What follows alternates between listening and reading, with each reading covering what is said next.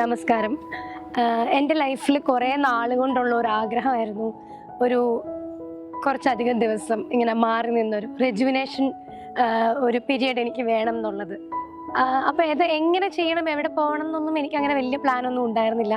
അങ്ങനെ ഇരിക്കുമ്പോഴാണ് ഞാൻ ഇൻസ്റ്റഗ്രാമിൽ സമേത ആയുർവേദിക്സിൻ്റെ പേജ് കാണുന്നതും അവരുടെ അപ്ഡേറ്റ്സിൽ അവരുടെ സർവീസുകളെ കുറിച്ച് അറിയാനൊക്കെ പറ്റിയത്.